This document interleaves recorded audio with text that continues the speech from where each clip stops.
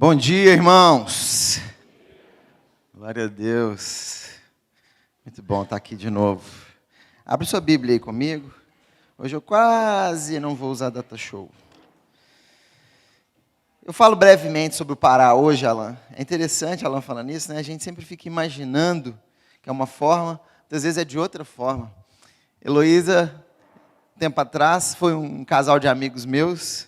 Na verdade, eu conheci a mulher, né? Chama Marta Andrade. Trabalhava com ela. Ela é autona, branquinha, né?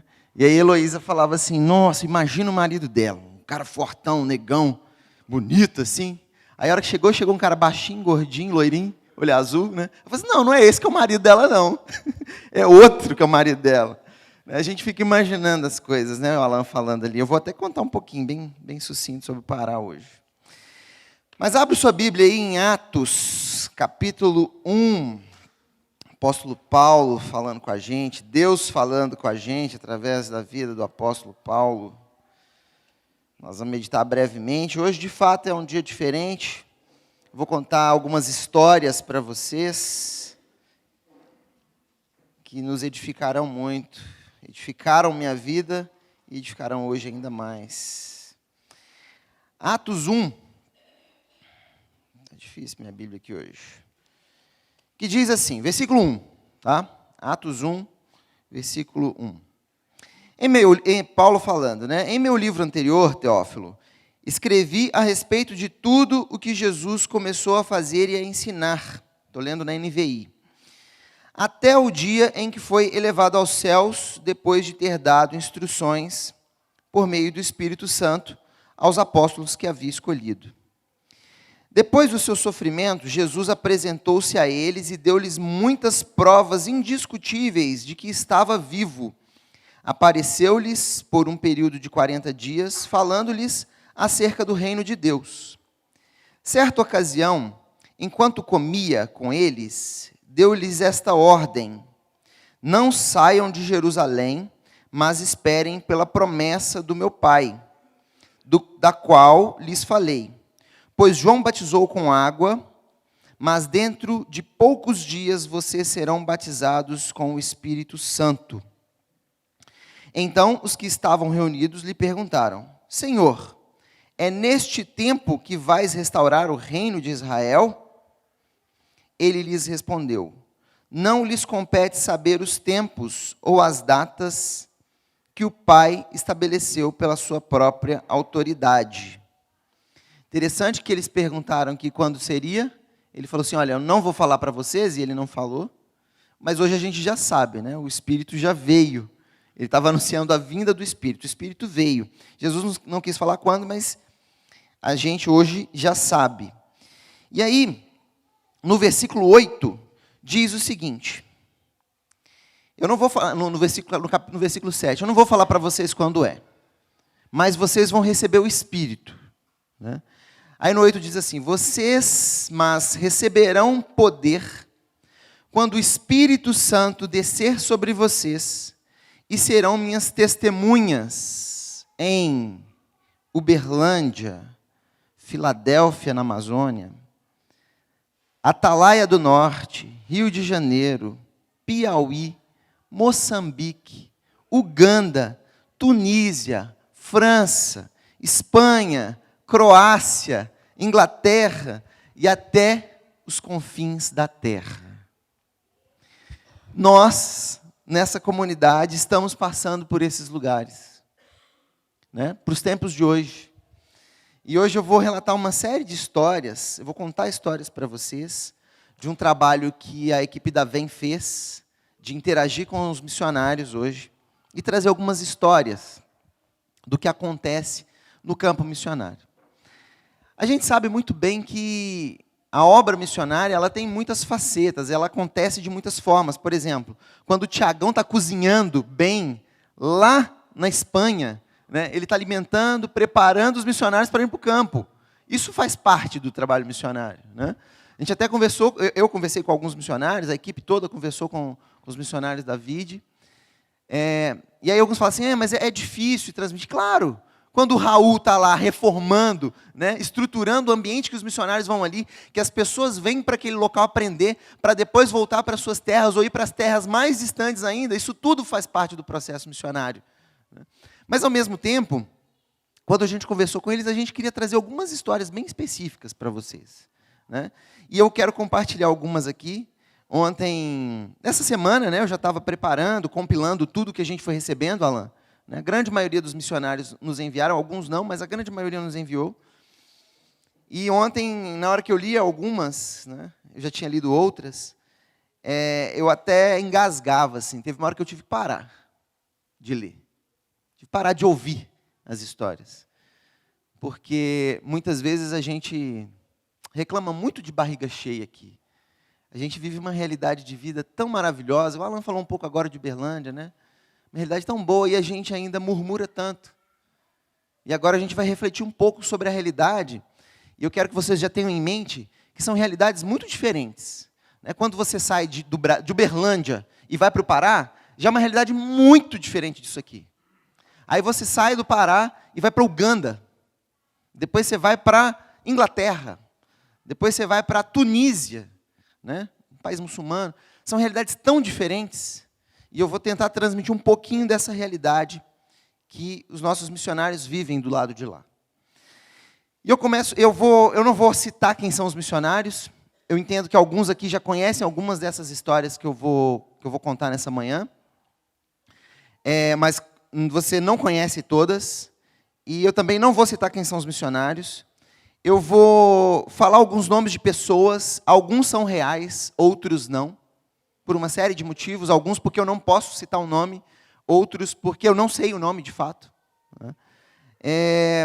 Então, eu quero relatar as histórias. Todas são reais, vividas por pessoas que a gente conhece aqui da nossa comunidade. E vou citar nomes, tá? Mas nem todos a gente vai saber. Daniel, passa um, por favor. Eu vou contar a história do Gaio, da Abi, da Mabruca, do Pablinho, do Baiano, do Cadu. História do seu Lió, da Mayra, do Jean, da Lucina, da Chantal, dessas três aqui, Jurema, Raíra e a Yara. História de um monte de gente, que podia ser a gente. A primeira história que eu vou contar me fez refletir muito quando eu estava chegando no Pará, em Belém. Porque, na prática, eu chego em Belém, saio do aeroporto, um ar-condicionado do avião, entro dentro do aeroporto, tem ar-condicionado, saio e entro no Uber, tem ar-condicionado.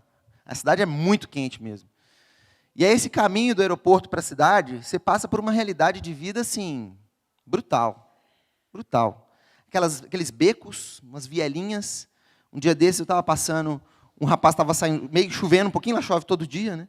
Estava chovendo à noite, bem tarde já, tipo 2 da manhã, e o cara saindo do banheiro, mas o banheiro tem porta para a rua. E ele saiu do banheiro com a toalha na cintura assim, saiu, deu a volta e entrou na outra portinha. Imagino que seja um banheiro que atende mais de uma casinha ali, né? Coisa que, não sei se você já viu uma coisa dessa, né? São realidades assim, muito diferentes. E passando por ali, eu refleti, vendo aquelas pessoas e vendo até crianças, tarde da noite. Eu fiquei pensando, Alan, que eu não escolhi onde eu ia nascer. Eu não escolhi que eu ia nascer em Belo Horizonte, filho de pastor, né? Com os pais que cuidam, que amam.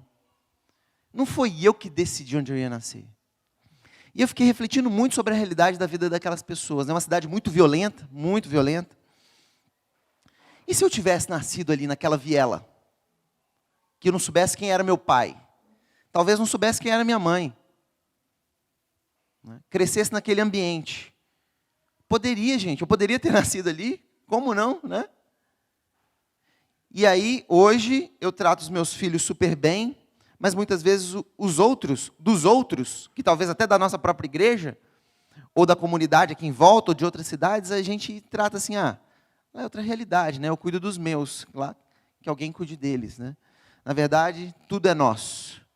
Tudo é nosso, tudo é de Deus. Todos nós pertencemos, somos criaturas de Deus. Alguns filhos, outros não, mas todos somos criaturas de Deus. E a primeira história é da Lucina. A primeira história começa assim: enfim, depois de muitas horas de viagem, chegamos ao campo de refugiados em Kampala, Uganda. Mal sabíamos nós que Deus já estava ali, e que havia marcado muitos encontros. Um desses encontros especiais e inesquecíveis aconteceu com Lucina. Lucina é uma garotinha de mais ou menos 10 anos. Ela não sabia dizer a idade dela direito. Ela não sabia a idade dela. Mas, estimando, ela tinha uns 10 anos. E havia perdido seus pais em meio à guerra. Não tinha pai nem mãe. Perdeu na guerra. O que essa criança viveu nesse tempo? Seus tios muçulmanos a adotaram. No meio de tanta dor e desespero, estavam eles ali, morando com mais tantos refugiados, todos fugindo das guerras. Lucina apareceu em um dia que apresentávamos um teatro em frente a um hospital. Nesse dia, acontecia ainda o Ramadã, jejum onde os muçulmanos passam 30 dias se dedicando totalmente à oração, não podendo ser tocados nem sair de casa. Naquele dia, então, de grandes milagres, Jesus nos levou a fazer um apelo para que pessoas o conhecessem e entregassem suas vidas a Ele. Nos primeiros instantes, ninguém se levantou. Ninguém foi à frente. Até que então, em um ato de coragem, Lucina, que assistia ao teatro, com os olhos brilhando, se levantou e foi até nós. Ali, com gestos simples, até porque não entendíamos seu dialeto, ela nos disse que gostaria de entregar sua vida a Jesus. Oramos por ela e a enviamos de volta à sua casa. Não fazíamos a menor ideia do que poderia acontecer a ela se seus tios soubessem que a sobrinha muçulmana havia entregado a sua vida ao Filho do Deus vivo. Mas sabíamos que Jesus, durante os 30 minutos de teatro, havia se sentado ao lado de Lucina e sussurrado a ela como valeria a pena viver com ele. Continuamos sem saber sobre Lucina, mas cremos que o encontro foi marcado e que a encontraremos um dia, mesmo que seja apenas diante do Pai. Encontraremos ela e tantos outros que foram inspirados pela sua ousadia e pelo próprio Deus. 10 anos de idade, sem pai, sem mãe, num campo de refugiados. Qual que é a esperança de uma criança dessa? E aí Deus, através de pessoas que saíram daqui, vai lá para essas pessoas falarem dele. Uma criança que não sabe sua idade. Fala, eu quero esse Deus. Eu quero. Eu não sei, a gente não sabe, nem os missionários que foram sabem o paradeiro dessa criança. A gente nem sabe se ela está viva, né? Porque os tios muçulmanos, a gente não sabe como é que vai ser. Mas a semente foi lançada. A semente foi lançada. Lucina conheceu Jesus. Voltando para Uberlândia, passa Daniel. A gente sai daqui, né? Fomos lá em Uganda. Uganda é quase essa última bolinha direita aqui. Agora a gente volta para Uberlândia. Cadu. Kings Kids. Criança aqui de Uberlândia, de uma comunidade carente. Uma criança difícil, que quando chegou, dava muito trabalho, mentia, dificuldade de atenção. Aquela criança que a gente, né, até conhece um pouco aí esse jeito. Dificuldade de lidar. A criança faz parte do Chegança, um trabalho que acontece aqui, do nosso lado, né, que tem umas realidades difíceis demais também, Alan.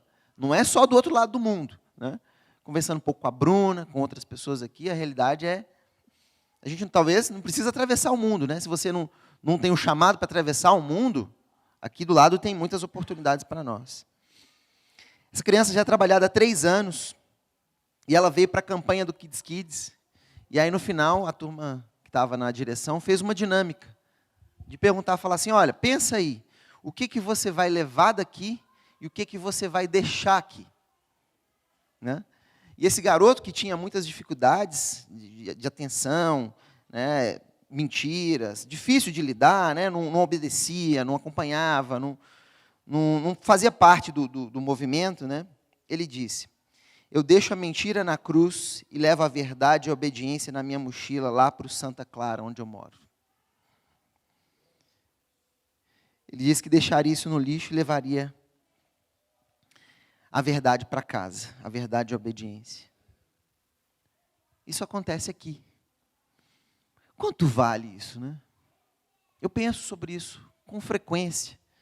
Nosso tempo aqui na Terra é tão curto, e muitas vezes a gente está preocupado com a roupa que a gente vai vestir, né? Com o tênis novo que eu preciso, que o meu está meio velho, meu sapato está meio gasto. A gente se preocupa, e claro, a gente precisa ter uma roupa, precisa ter um sapato, mas muitas vezes tem uma pessoa do nosso lado, um vizinho, morrendo de inanição, e eu e você temos muito a oferecer. Né? Eu já por muitas vezes conversei com pessoas que falam assim, mas eu não estou pronto, eu não sei falar direito, eu não... Sabe, Deus já te deu tanto. Sem o tempo que você lê a Bíblia, sem o tempo que você já orou, só do que você já sentou no banco da igreja e já aprendeu da palavra de Deus, você tem muito a entregar para quem está à sua volta. Que muitas vezes precisa de uma palavra assim, tem esperança. Existe uma esperança. Talvez isso é suficiente para a pessoa falar assim, peraí, então existe? Que esperança? E aí você tem a oportunidade de falar do que você vive. Das lutas que você tem, mas que você nunca está sozinho, né? Eu nunca estou sozinho. De Uberlândia, a gente vai para o outro lado do mundo de novo. Vai lá para a França, conhecer o Jean. Então a gente foi lá para cima agora, quase aquela última bolinha, penúltima bolinha lá em cima. Quando apresentávamos nosso espetáculo em Cezanne, numa cidadezinha, ao final, uma mãe nos procurou, segurando no braço um garoto de 11 anos, nos agradecendo e encorajando a continuar o trabalho, dizendo, meu filho tem paralisia cerebral, mas ele ficou os 45 minutos da apresentação, prestando atenção em cada movimento que vocês fizeram. Isso trouxe muita alegria ao coração dele. Ele está muito feliz, coisa que eu não via há muitos anos. Muito obrigado pelo que vocês fizeram. Lá em Isaías 35, diz que nem os loucos errarão o caminho. Nesse caso, não é loucura. Nesse caso, ele tem uma limitação. Mas ele estava absorvendo tudo ali, Raul. Então, a gente falou de uma criança que não tinha os pais, que perdeu numa guerra, de uma outra que está aqui, que vive uma realidade dura, de uma cidade, né, muito boa, mas que tem suas misérias, e agora de uma criança com paralisia cerebral, ali observando cada movimento, e se alegrando, e absorvendo aquilo ali, e a gente não sabe, mas eu creio que o Espírito Santo entrou ali naquele coração, mesmo ele com toda a limitação de não conseguir se expressar, mas a palavra foi ministrada àquela criança. E se foi só isso, Alan, se mais ninguém levantou a mão, se ninguém saiu andando, eu quero, a mensagem foi levada, um coração foi alcançado. Um missionário estava ali disposto a levar o reino de Deus, não numa mensagem maçante, querendo forçar as pessoas a aceitar algo, mas uma mensagem de uma nova dimensão de vida, no reino, né, do Criador desse universo. E dali a gente volta, lá da Europa, e vem parar nessa última bolinha aqui.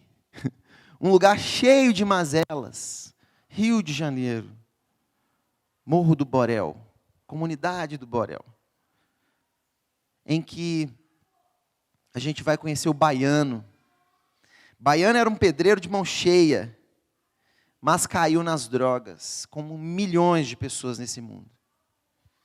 Baiano chegou ao ponto de viver numa completa indigência, como um morador de rua, que não tem o que comer, não tem onde dormir, se cobre com papelão, largado da vida.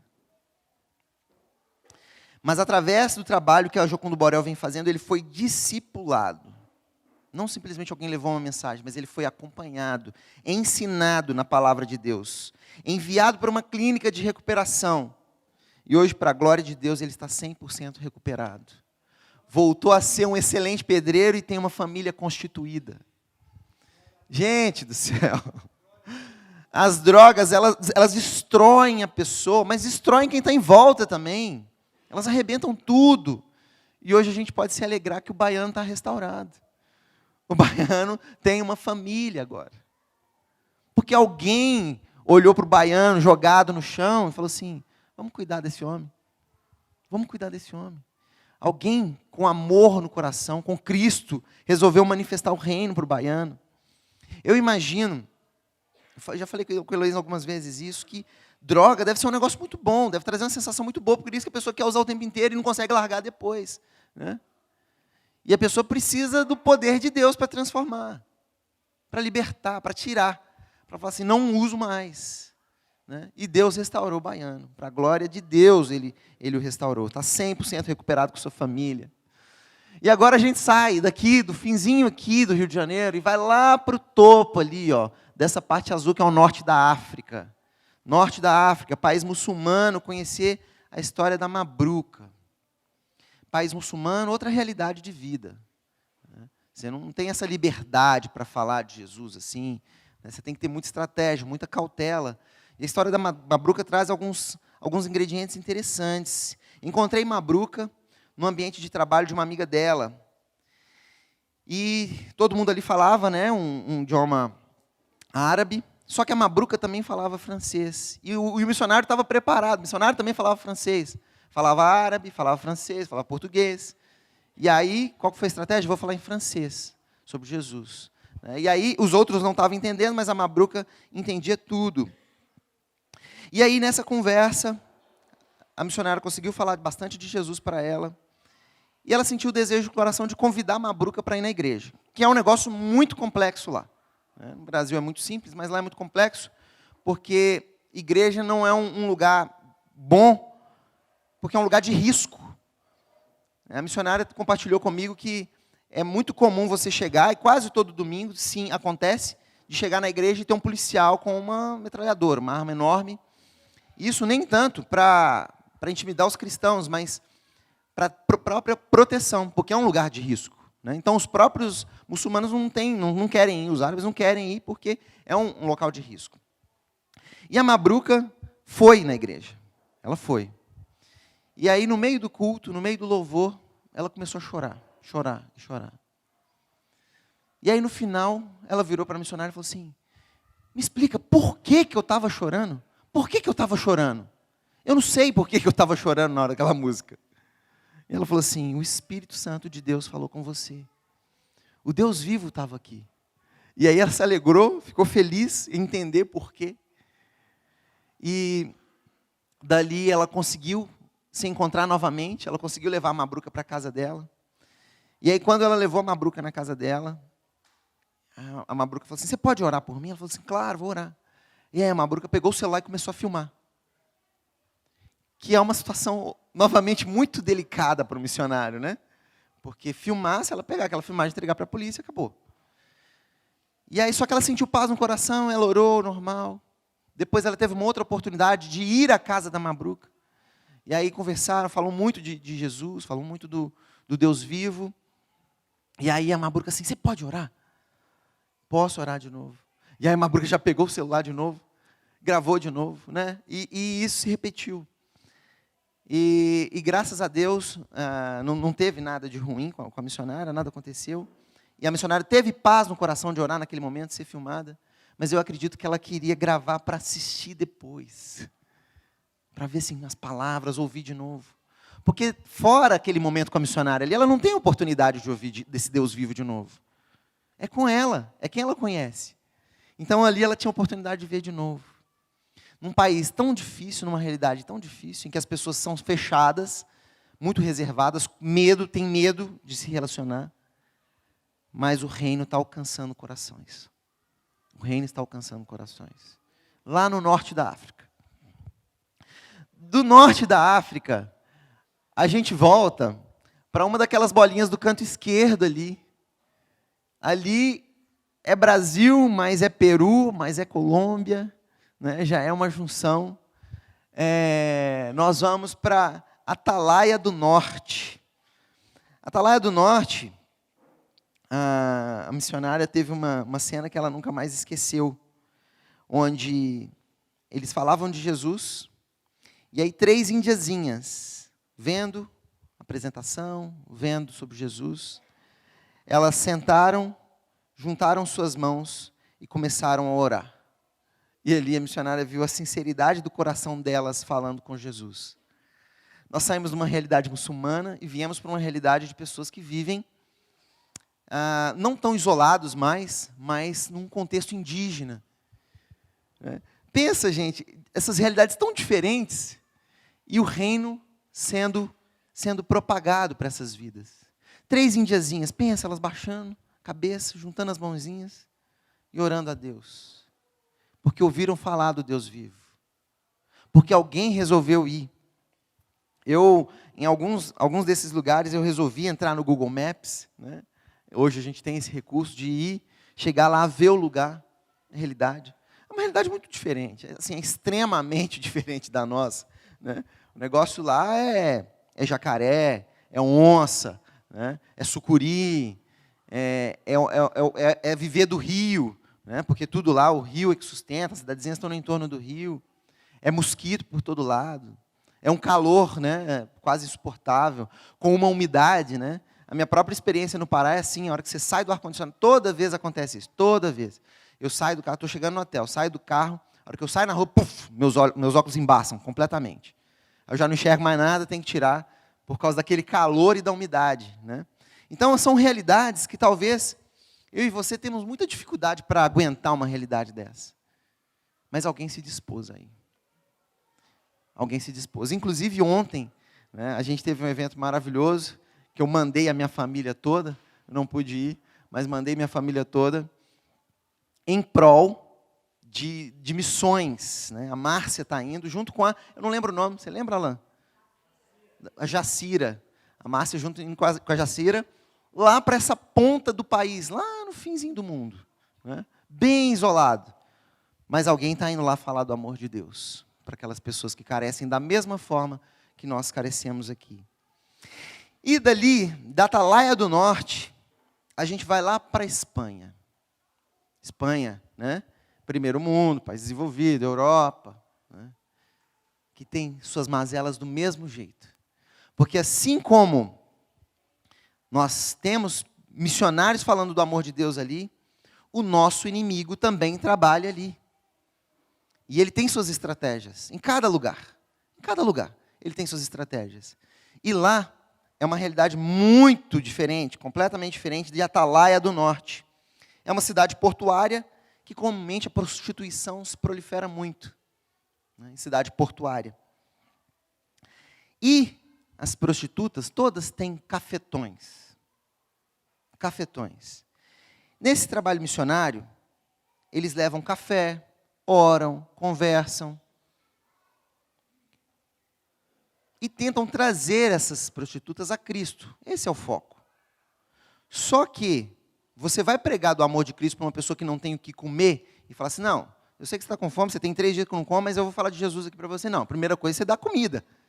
A primeira coisa é você dar comida. Né? E nesse caso, o que elas precisam? De serem resgatadas também das mãos dos cafetões. Né? Então elas precisam de Cristo, elas precisam de viver, ter a liberdade. E recentemente, eles conseguiram resgatar Chantal, uma africana, que era uma escrava sexual na Espanha, um país de primeiro mundo. Eu lembro de conversar com outro missionário, não estou falando o nome de missionário nenhum aqui, e eu estava conversando com outro falando assim, olha, ele nem era sobre a Espanha, mas falando assim, a polícia faz parte do sistema. A gente acha que só no Brasil tem corrupção, né? Mas a polícia faz parte do sistema. Não adianta ela sair simplesmente. Né? Alguém vai pegar, vai voltar, ela vai voltar para onde ela estava. E ainda vai sofrer retaliação, todo aquele processo doloroso. E elas, comumente elas viajam, né, na esperança de um emprego, de um trabalho, de sair, né, de um país subdesenvolvido, com aquela realidade tão difícil, e ela vai acreditando que vai ter um emprego. Só que quando ela chega lá, ela já tem uma dívida enorme pela viagem. Né? Então ela já está devendo. E essa dívida nunca acaba. E por isso ela nunca consegue sair. E para a glória de Deus, a Chantal foi resgatada, foi para uma outra cidade naquele país, não vou citar qualquer cidade, e hoje ela está num local de reabilitação que só a polícia sabe, e hoje ela é uma pessoa livre, para a glória de Deus. Gente, eu não consigo nem dimensionar essa realidade.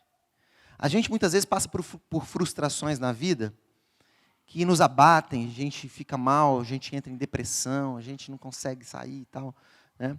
Todos nós somos vulneráveis, a gente pode sofrer uma depressão porque a gente é pecador, a gente está aqui na terra, a gente pode ficar mal, isso acontece, né? Eu posso sofrer, cada um pode sofrer. Mas muitas vezes a gente fica tão mal por coisas talvez pequenas, perto dessas realidades. Pensa você indo para uma outra cidade com toda aquela esperança no coração de que agora eu vou ter um trabalho, eu vou comer direito, eu vou ter um lugar para morar decente. E quando você chega, você descobre que você virou um prisioneiro, um escravo, abusado. E não tem como sair. E não consegue sair. Não tem quem olhe por você. Mas aí Deus toca no coração de alguém do outro lado do mundo, aqui, que nós não estamos no estado mais importante desse país, não estamos na cidade mais importante desse estado, não estamos no país mais importante, e alguém sai daqui para ir lá falar do amor de Jesus para essa pessoa, para se empenhar e resgatá-la daquela vida miserável para que ela possa ter uma vida decente. Glória a Deus por isso, porque alguém se dispõe. E dali, daquele cantinho na Espanha, né? A Espanha está aqui mais à esquerda, em cima dessa faixa azul ali na Europa. A gente sai da Espanha e volta para Uberlândia, para ver já uma realidade transformada. Conhecer o Pablinho. Pablinho, né? Pablinho, vocês vão ver a foto dele ali depois. Mesmo em meio a tantas dificuldades na comunidade carente que ele vive. Pablinho faz parte do Chegança. Ele se destaca por superação, ele se esforça, é um menino esforçado. Mantém um sorriso no rosto sempre. Tem muito interesse pela leitura. Sempre está engajado nas atividades e nunca dá problema. Pablinho é um menino que engajou, entrou. Encontrou um grupo de pessoas que separa o seu tempo para dar atenção para ele, para dar instrução, para entregar um livro, para falar, Pablinho, senta aqui e lê. Pablinho, é assim que funciona. E Pablinho engajou, ele entendeu. É uma vida que está sendo transformada aqui na nossa comunidade. Pablinho está aqui do nosso lado. Não nasceu no berço de ouro, né, que a maioria de nós nasceu, e eu nasci num berço de ouro, mesmo tendo nascido como indigente, como eu contei para vocês um dia desses. Né, nasci como se fosse o morador, meus pais não moravam na rua, mas eu como se fosse o morador de rua, para eles não pagarem o governo, né, não terem condição de pagar a saúde. Mas eu nasci num berço de ouro, porque eu tinha tudo o que eu precisava. Tudo muito simples, mas eu tinha o que eu precisava. Né? Não tem nada a reclamar. Agora, o Pablinho possivelmente nasceu numa realidade mais difícil que todos nós.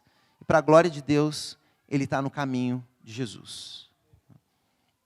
E aí do Pablinho, a gente vai para uma outra realidade, num cantinho mais extremo ali de cima.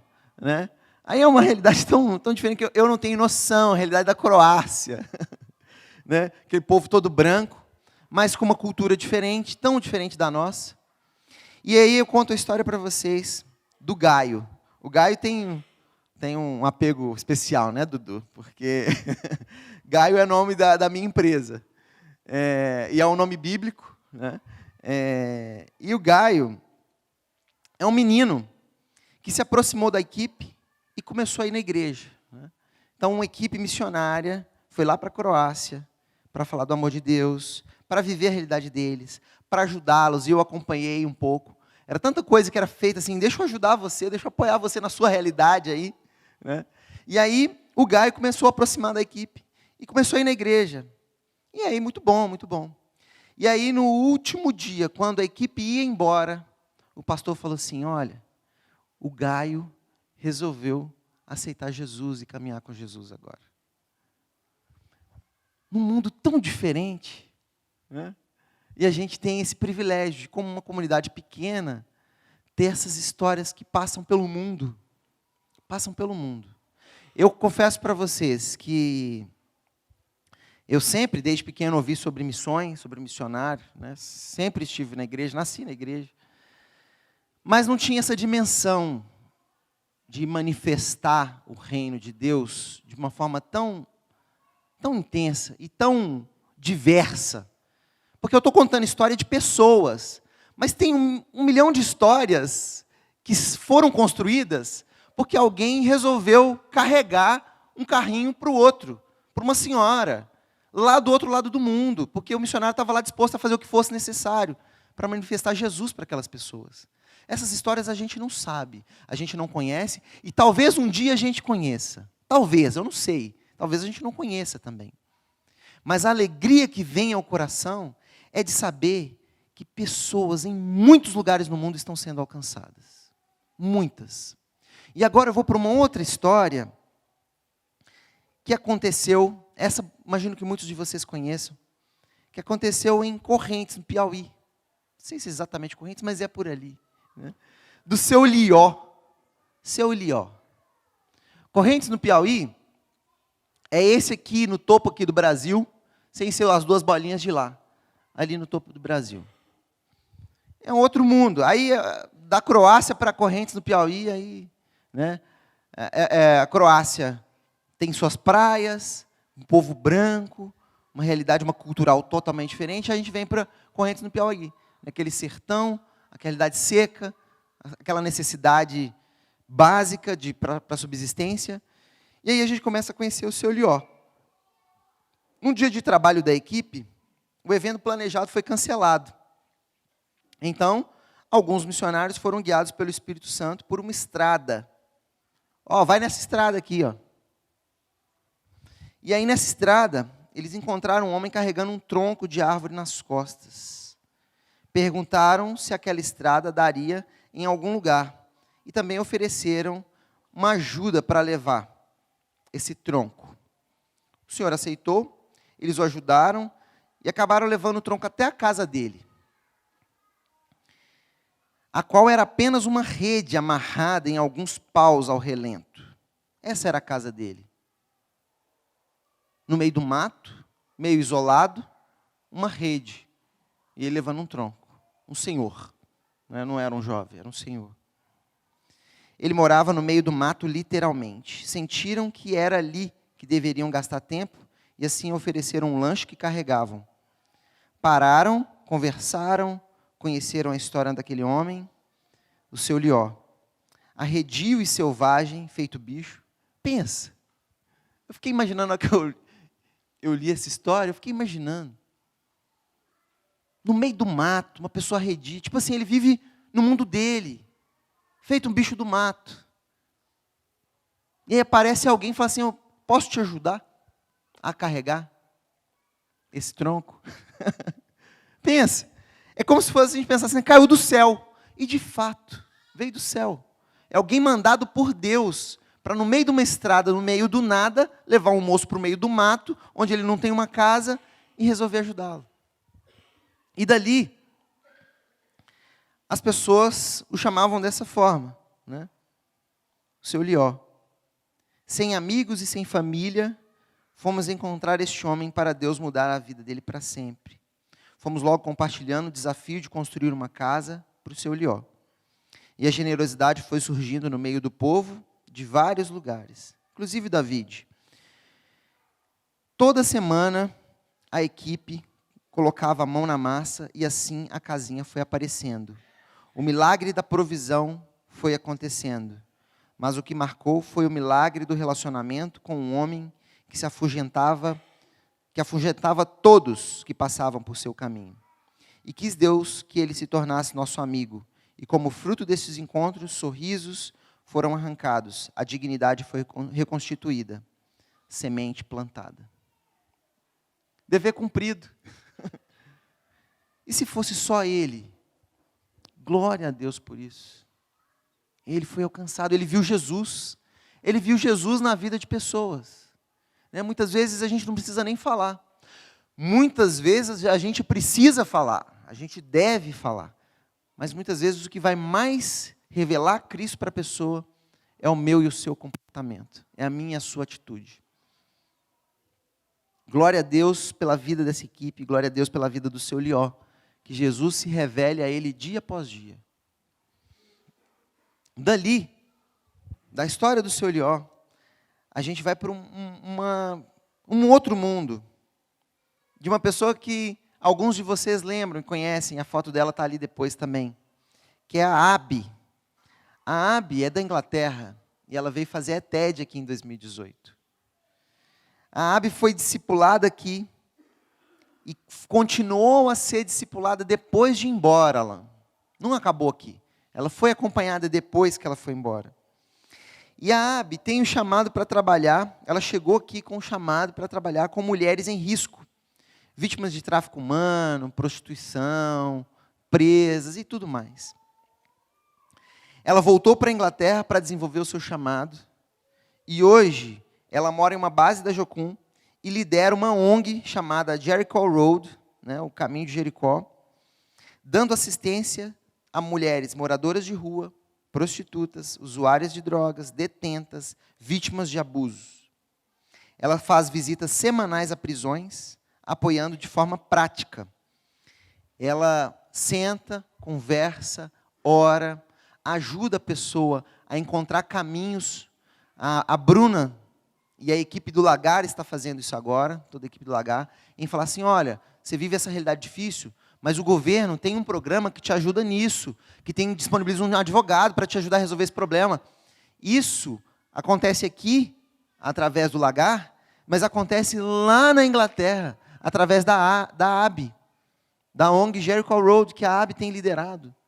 E ela aprendeu aqui, ela foi discipulada aqui, e saiu daqui para ser luz lá. Ela faz visitas, ela tem acompanhado mulheres na cadeia.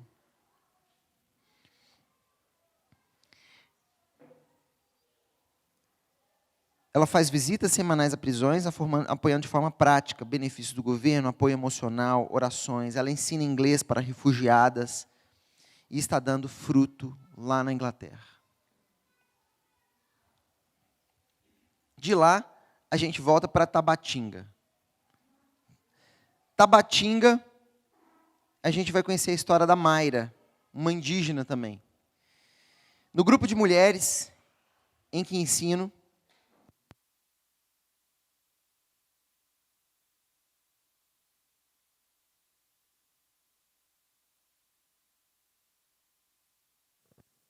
som. Está com eco, né? Eu acho que é a bateria mesmo. Nossa missionária tem ensinado sobre Jesus e também a fazer pão para essa comunidade bem específica, que fica em Tabatinga, na verdade, em Filadélfia, né? Que são pequenos lugarejos ali, à beira do rio. E aí, essa missionária vinha ensinando a fazer pão, falando sobre Jesus. E aí um dia ela pensou assim, a fazer pão, eu sei que elas estão aprendendo, porque eu estou vendo elas fazendo. Mas será que elas estão aprendendo sobre Jesus mesmo? Será que elas estão entendendo isso que eu tenho ensinado para elas? E aí ela questionava a Deus sobre isso. E aí um dia, a Mayra, do nada, começou a chorar. E a falar em ticuna, né? E aí a missionária ficou até preocupada, porque ela chorando assim, o que está acontecendo? Será que ela está passando por algum problema? E aí a hora que ela sentou para conversar com a Mayra falou para ela assim, não, eu estou chorando porque eu estou entendendo que eu estava fazendo tudo errado. E agora eu estou entendendo que eu não posso dar mais importância para as coisas aqui do que para os meus filhos, para o meu marido. Agora eu estou entendendo. E agora eu vou mudar a forma como eu relaciono com meus filhos, com meu marido. Porque eu dava mais importância para as coisas. Uma indígena lá no topo do país, lá naquele cantinho, foi alcançada novamente por alguém que decidiu revelar Jesus naquele cantinho do país. Dali, chegando ao final, eu concluo com esse texto, que vem de uma pessoa muito simples, muito simples. Essa não tem como não ficar claro para vocês quem é, mas ainda assim eu não vou falar o nome. Mas a gente pediu, falando assim, olha, me conta uma situação que você viveu, né? a equipe da VEM entrou em contato com os missionários e falou assim, me conta uma situação, uma realidade, que você relaciona com alguém, alguma situação. E aí, essa pessoa não entendeu bem que era isso. Mas esse texto falou muito ao meu coração. E eu vou ler para vocês, são 5 linhas. Para mim, estar aqui, em obediência ao Senhor, tem sido uma bênção, pois não existe coisa melhor do que estar no centro da vontade de Deus. A minha maior alegria é quando estou no meio deste povo moçambicano, que eu amo muito. Nem as 10 malárias que já tive me fazem desanimar do propósito do Senhor. Nestes momentos de dificuldades físicas, eu sei que sou fortalecida pelo Senhor. Quando obedecemos o Senhor, tudo fica mais fácil e leve. Eu não sei o que é uma malária. Eu uma vez conversei com o João, que é missionário também, João da Thaís, e ele falou assim, Éder, dói da ponta do dedo do pé até o último fio do cabelo. Você acha que você vai morrer. Você acha que você vai morrer. E no caso dessa missionária, já são 10 malárias. E ela vira e fala, a minha maior alegria é quando estou no meio deste povo moçambicano que eu amo tanto. Nem as 10 malárias que já tive me fazem desanimar do propósito do Senhor. Nesses momentos de dificuldades físicas, eu sei que sou fortalecida pelo Senhor. Quando obedecemos o Senhor, tudo fica mais fácil e leve. E muitas vezes, eu confesso para vocês que por um problema mínimo, eu murmuro, eu reclamo. Nossa, está difícil demais. Não está fácil.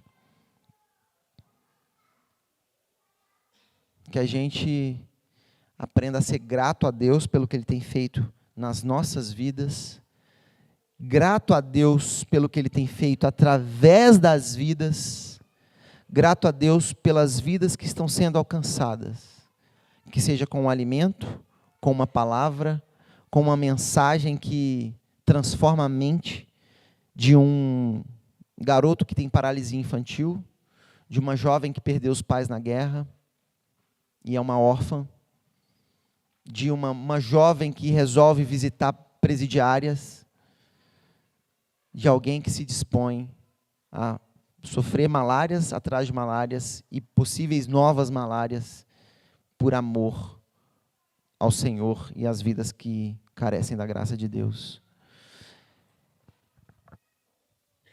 Eu perdi uma casa, Deus nos concedeu uma nova moradia, a gente está acabando de fazer uma reforma lá.